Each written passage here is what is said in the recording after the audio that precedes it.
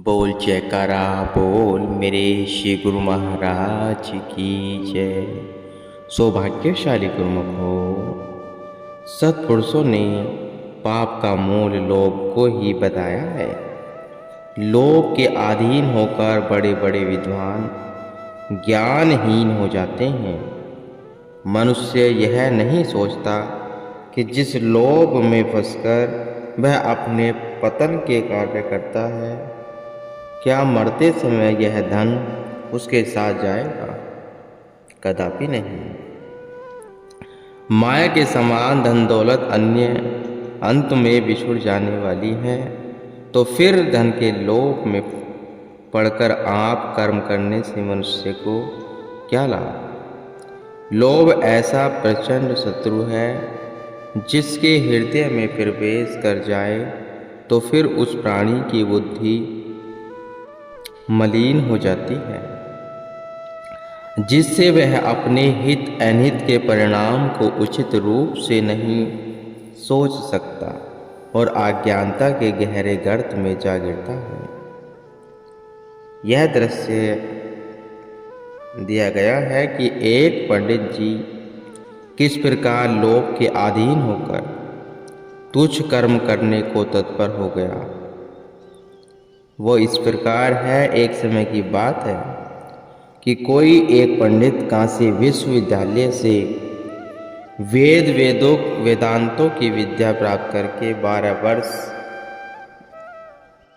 उपरांत अपने नगर में पहुंचा। एक दिन मार्ग में एक अनपढ़ व्यक्ति से उसकी भेंट हुई।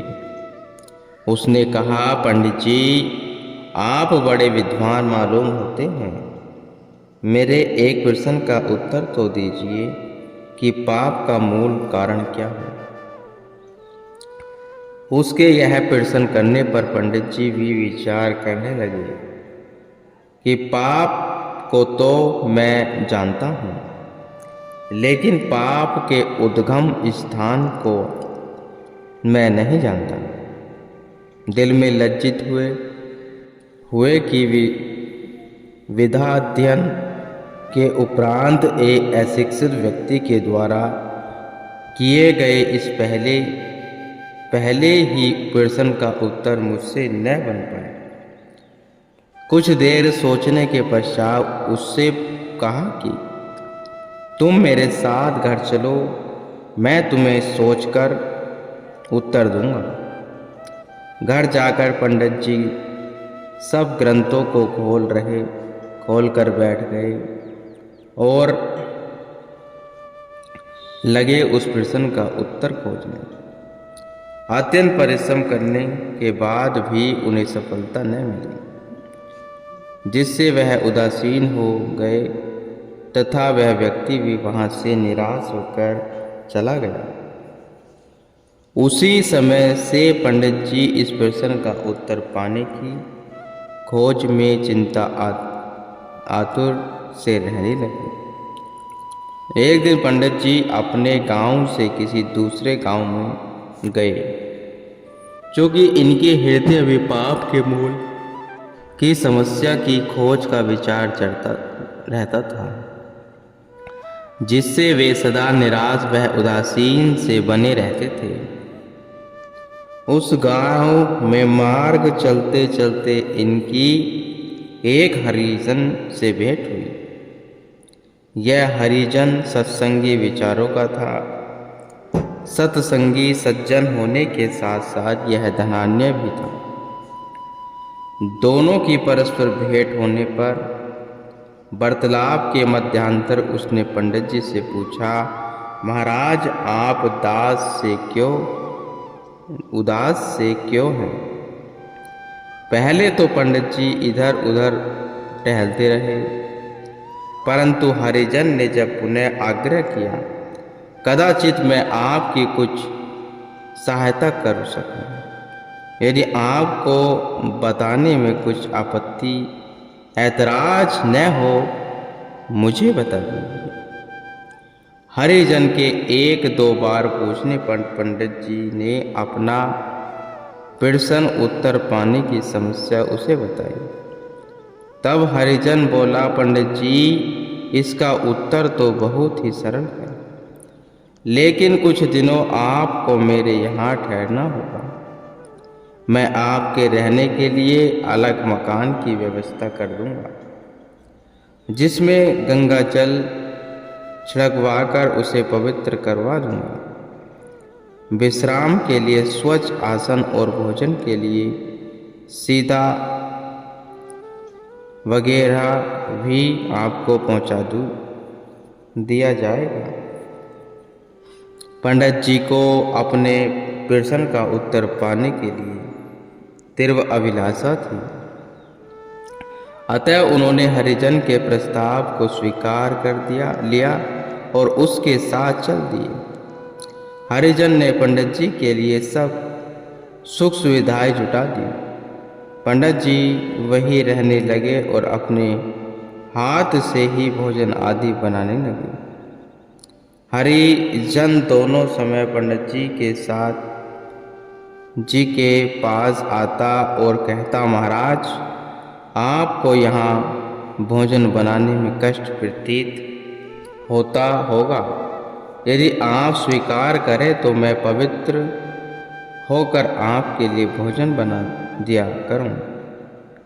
यह सुन पंडित जी ने कहा, न भाई, तुम्हारे द्वारा बनाया गया भोजन ग्रहण करने से मेरा धर्म भ्रष्ट होता है, मैं ऐसा न करूँगा। इस प्रकार नित्य प्रति 2-3 दिन हरिजन पंडित जी के पास आता और उनसे कहता कि मेरी यह इच्छा है कि मैं आपको भोजन बनाकर दिया करूं। परंतु पंडित जी ने उसकी इस बात को तब तक स्वीकार न किया जब तक कि हरिजन ने उनके सामने धन देने का प्रस्ताव नहीं रखा। अब तो तब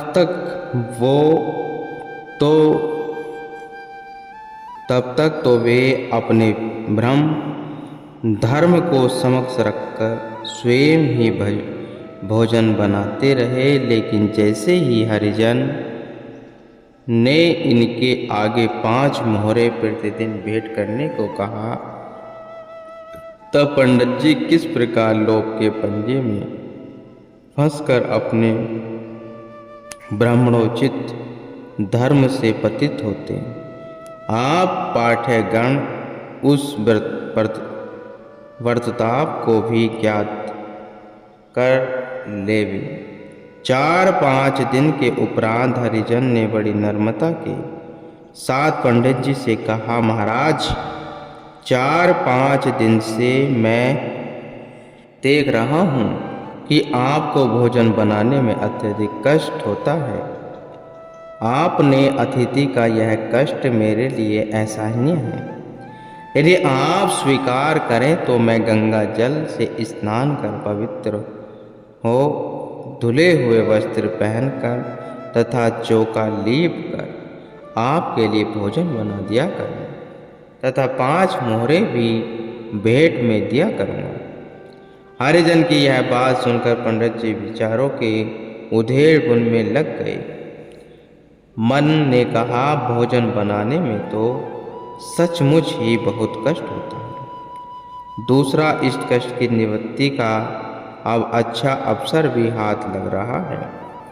साथ ही हरिजन यह वचन भी ले रहा है कि गंगा जल से स्नान कर स्वच्छ वस्त्र धारण करके भोजन बनाऊंगा। ऊपर से 5 मोहरे भी भेंट रूप में प्राप्त होगी। इसके अतिरिक्त मुख्य बात यही है कि यहाँ पर अपने गांव वाले अथवा जान पहचान वाले भी तो नहीं हैं जो कि बुरा भला कहेंगे। ऐसी अवस्था में जबकि सब ओर से सुविधाएं उपलब्ध हैं, हरिजन से कार्य करवा लेने में क्या दोष है। बस लोभ ने पंडित जी को आ दबोचा। मन की संपत्ति से पंडित जी ने प्रत्यक्ष हरिजन को भोजन बनाने के लिए स्वीकृति दे दी।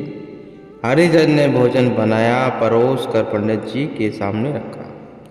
अभी पंडित जी ने थाली की और हाथ बढ़ाया ही था कि हरिजन ने थाली खींच ली और बोला, मुझे आपका धर्म भ्रष्ट करने की कोई आवश्यकता नहीं है।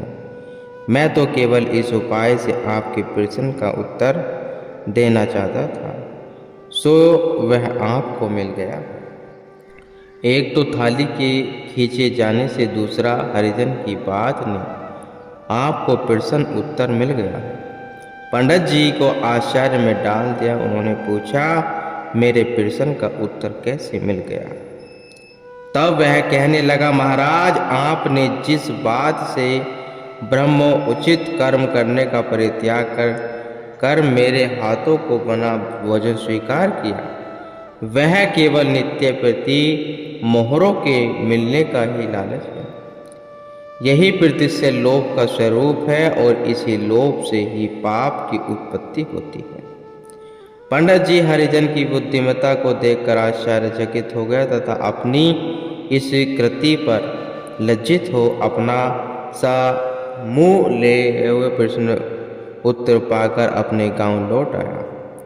अभिप्राय यही कि धन का लोभ भी ऐसा भयानक है जो कि जीव को मानवता के पथ से भटकाकर नीच से नीच कर्म करने पर बाध्य कर देता है। लोभ लालच जीव को विचार शून्य कर जगह जगह भटकाता है। यहीं तक कि मनुष्य लोभाधीन हो इतना अंधा अथवा ज्ञानहीन हो जाता है कि उसे अपने अच्छे बुरे मान अपमान कर्म धर्म तक का विचार तक नहीं रहता। जैसे निम्नलिखित पंक्तियों में कहा है, ज्ञान ताप सुर कवि गोविंद गुण आगार, केहि के लोभ विडंबना कीने यही संसार। इस संसार में ऐसा ज्ञानी तपस्या सूरवीर कवि पंडित जो कि गुणों की खान होते हैं, उन सब में ऐसा कौन व्यक्ति है जिसकी लोभ ने विडंबना न की हो। अर्थात उन सबको भी इस जगत में लोभ अपने वशीभूत कर लेता है और अपने जाल में फंसाकर कहीं का नहीं छोड़ता। यदि कोई बच पाया तो केवल समय के पूर्ण संत सतगुरु का सच्चा सेवक बनकर। अतः प्रत्येक जीव को चाहिए कि वह समय के संत महापुरुषों की शरण में समर्थ हो तथा इनसे बचने का सदुपयोग देकर जिज्ञासु को कल्याणकारी पथ पर अग्रसर करते हैं। अन्य कोई साधन नहीं है इन शत्रुओं से बचकर अपने रूहानी पथ पर चलने का।